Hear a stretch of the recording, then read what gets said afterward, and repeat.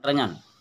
Menyo ni pegat WC depan beh nya dalam komplek ulama ina ne kuhmon ne yak cok ubi yana ba kantu pemerintah ini ba hotel-hotel hina disedot kena ne be.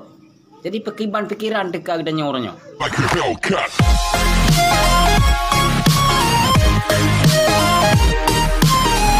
Warahmatullahi wabarakatuh. Hamdan wa syukran lillah, salatan ala rasulillah wa ala alihi wa sahbihi wa mawalah, amma ba'du. Bandung puja gedeng puak Gusti Allah. Assalamualaikum salim. Sabi-sabi kita putu kepang oleh alam Nabi Muhammad sallallahu alaihi wasallam. Tanzim wali keraman ulama mutakadimin da ulama akhirin yang mentena sira sepati. Dalam halnya lun kenuskapi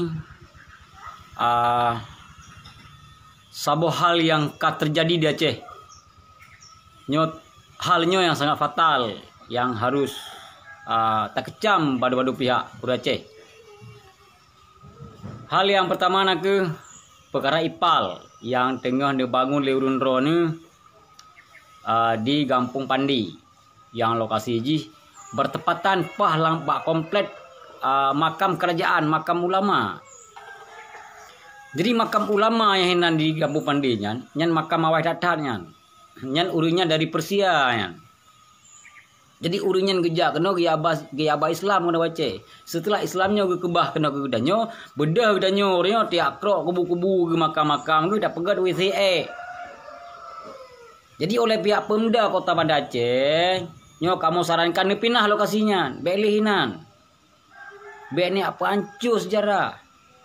Nyalang komplek makam bunuh durinya makam ulama yan kahanan hargai nyan siro gure siro urung publik mata bergerak agama Islam tapi ni hargainya sejarah bagian bangsa jadi baik dimusnahkan antaranya menyo ni pegat WC depan beh nya dalam komplek ulama ina ne kuhmon ne yak cok ubi yana ba kantu pemerintah ini hotel-hotel hina disedot kena nebe.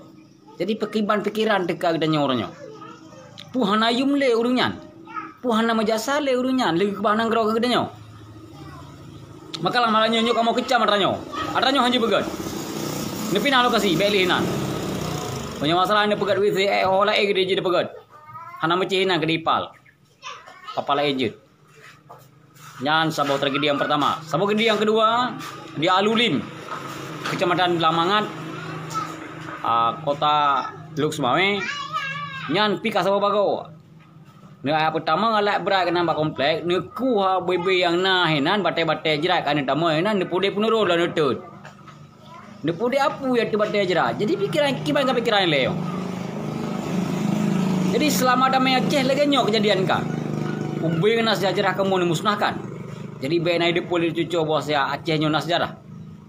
Menan cara jajah. Yang pindah lokasinya. Benalinan. Terima kasih. Assalamualaikum warahmatullahi wabarakatuh.